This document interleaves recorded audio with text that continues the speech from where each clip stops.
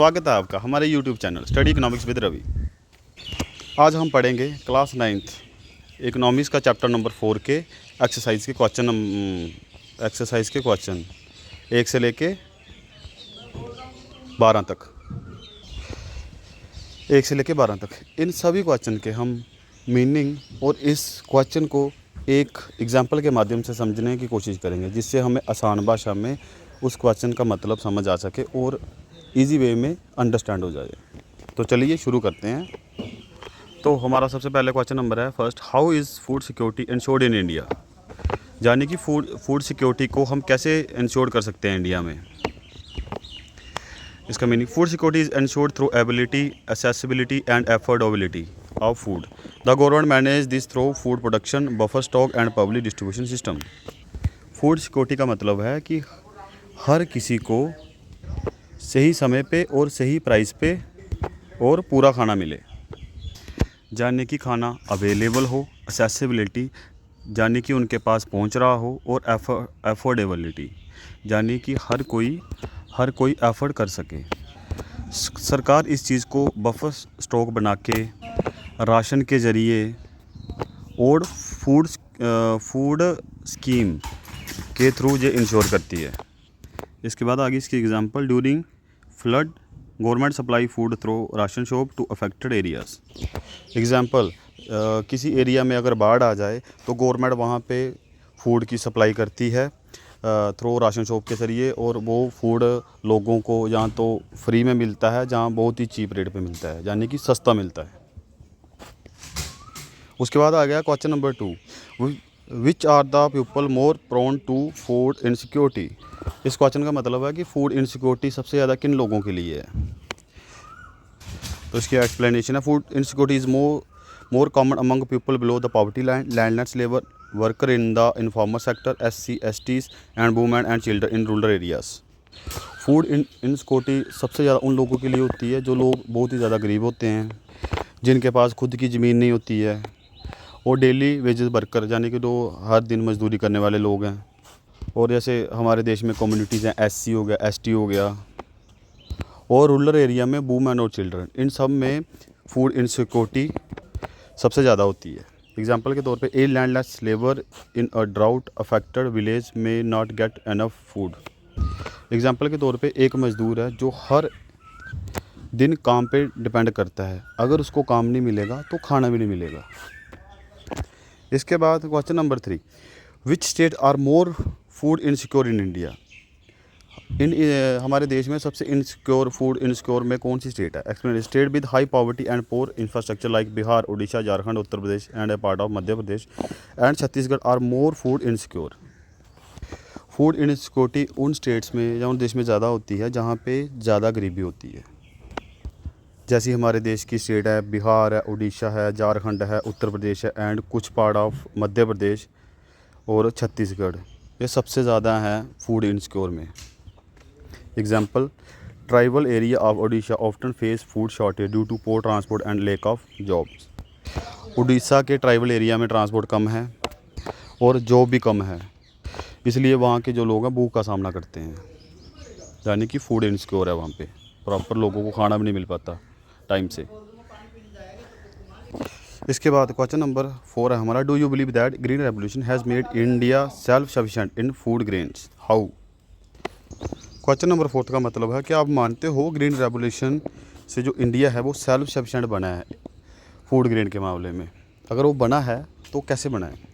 Explanation, yes, the green revolution increase agriculture productivity specially in wheat and rice, making India self sufficient in food grains. तो इनका answer है कि हाँ, बिल्कुल green revolution ने India को सेल्फ सफिशिएंट बनाया है, स्पेशली व्हीट और राइस के मामले, यानी कि गेहूं और चावल के मामले में।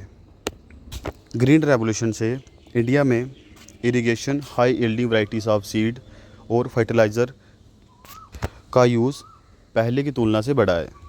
Example, Punjab and Haryana become major producer of wheat due to green revolution. जैसे 2 स्टेटें हैं, पंजाब और हरियाणा, ये यहाँ पे जो वीट का उत्पादन है, उसकी वीट की प्रोडक्शन है वो काफ़ी ज़्यादा बढ़ी है ग्रीन रेवोल्यूशन से। उसके बाद हमारा क्वेश्चन आ गया 5, a section of people in India are still without food, explain.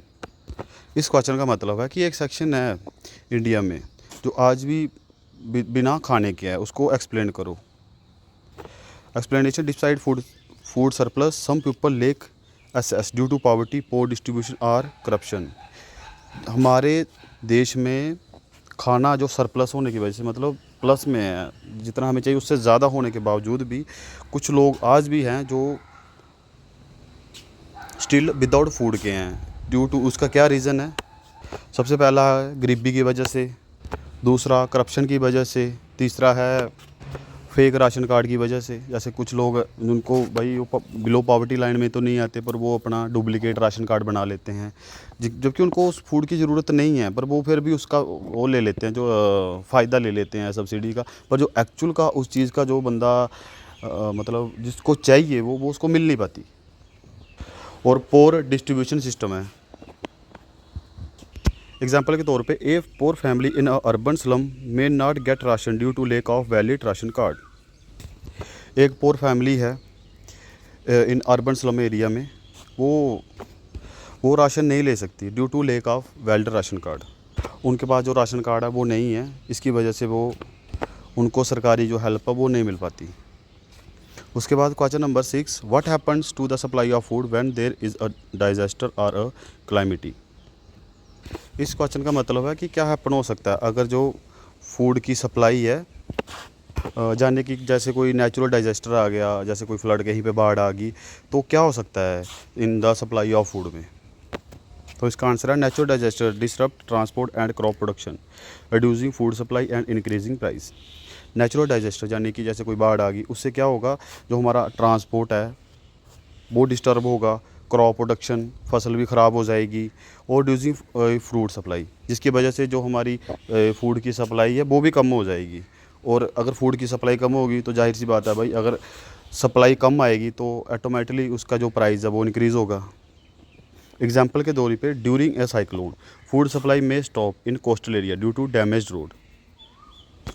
जब किसी जगह पे साइक्लोन आता है, यानी कि कोस्टल एरिया में साइक्लोन आता है, तो उसके बाद वहाँ पे ट्रक्स वगैरह या जो हमारा ट्रांसपोर्ट है वो नहीं जा पाता, इसलिए फिर वहाँ पे राशन नहीं पहुँच पाता। उसके बाद question number 7, differentiate between seasonal hunger and chronic hunger. Explain. Season hunger is related to cycle of food ability, chronic hunger is long term lack of food. Seasonal जो हंगर है, सीजनल हंगर होता है कि एक particular time पे, जैसे एक harvesting के टाइम पे, यानी कि किस फसल की कटाई के दौरान, वो सीजनल हंगर आता है। और क्रोनिक हंगर होता है जब किसी को लंबे समय से न्यूट्रिशनल फूड नहीं मिलता। एग्जाम्पल के तौर पे a farmer facing no work between harvesting season के टाइम, बस a slum child always malnourished, chronic. Example के तौर पे एक फार्मर को हाफ सीजन में काम नहीं मिलता, वो हार्वेस्ट में आ जाता है, वो सीजनल में आ जाता है, सीजनल हंगर।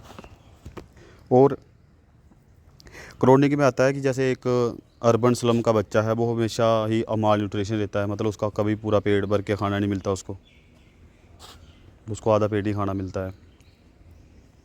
तो ये था सीजनल हंगर और क्रोनिक हंगर में डिफरेंस। उसके बाद आ गया what has our government done to provide food security into the पोर।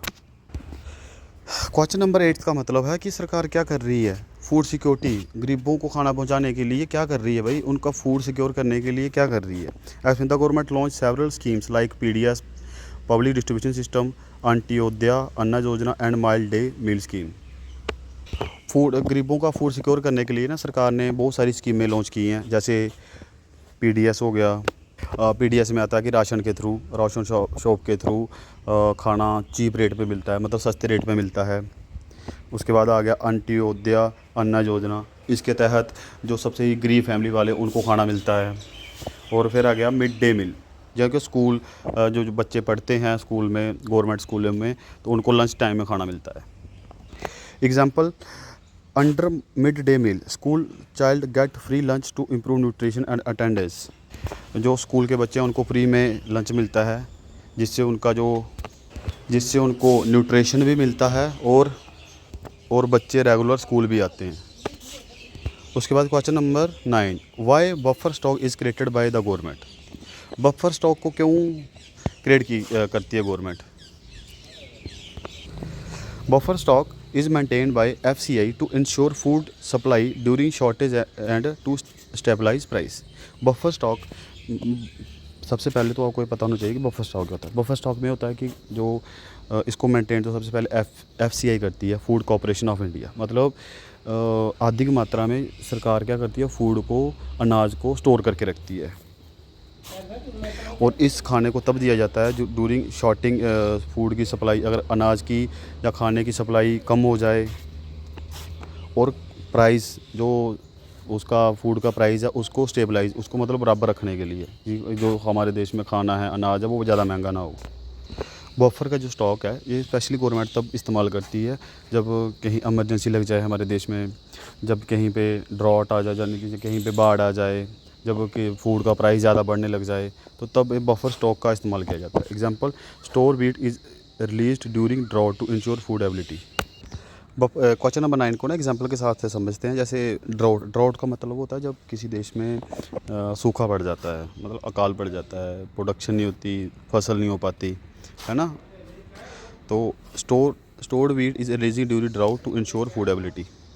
जब देश में सूखा पड़ता है, जब अकाल पड़ता है, तो तब FCI या जो फूड कॉरपोरेशन ऑफ इंडिया है वो अनाज को रिलीज़ कर लेती है। जो वो बफर स्टॉक में रखा हुआ, जो स्टोर किया हुआ अनाज है, उसको रिलीज़ कर देती है मार्केट में, ताकि मार्केट में फूड की शॉर्टेज ना हो।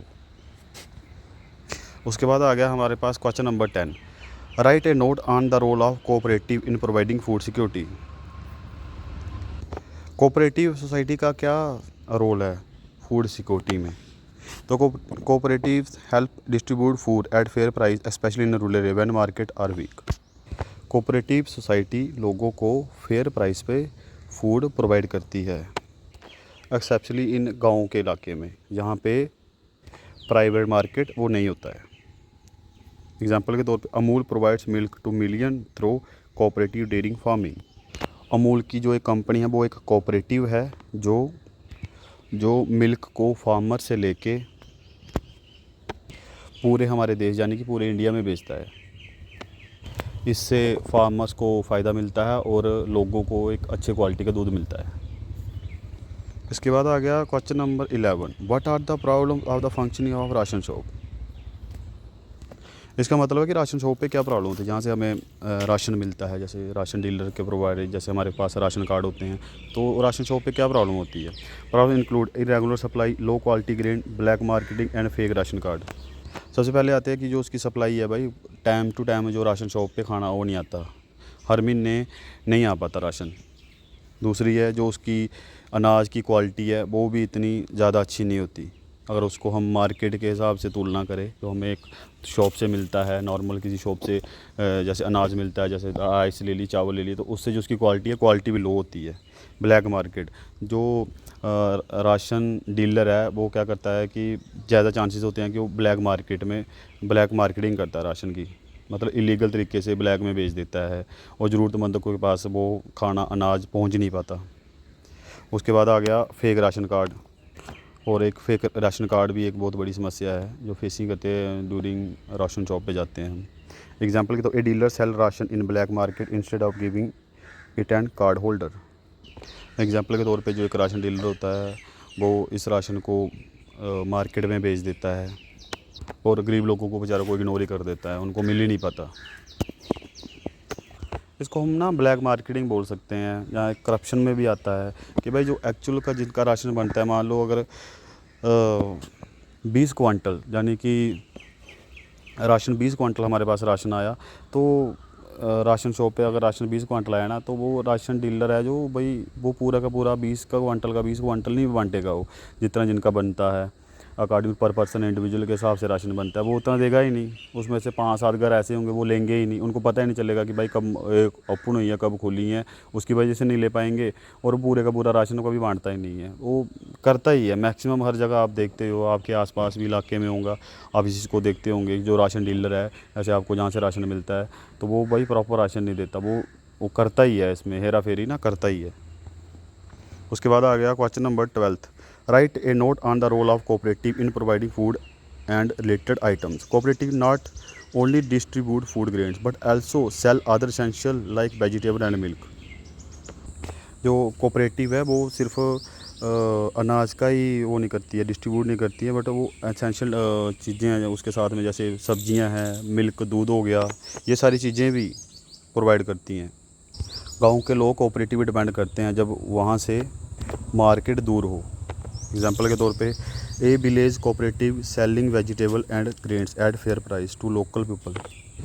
एग्जांपल, एक गांव के कोऑपरेटिव स्टोर सब्जी और चावल फार्मर से लेके, यानी कि किसानों से लेकर उसको फेयर प्राइस पे बेचता जाती है, उसका जो उचित मूल्य है उस पे बेचता है। तो दोस्तों ये थे चैप्टर नंबर 4 के सभी क्वेश्चन सिंपल एक्सप्लेनेशन में और रियल लाइफ एग्जांपल के साथ। आशा करता हूँ कि आपको ये सभी के सभी क्वेश्चन समझ आए होंगे, जिसमें आपको आसानी होगी इसको अंडरस्टैंड समझने में। आज की वीडियो में बस इतना ही, मिलते हैं आपको नेक्स्ट टॉपिक में, तब तक के लिए जय हिंद।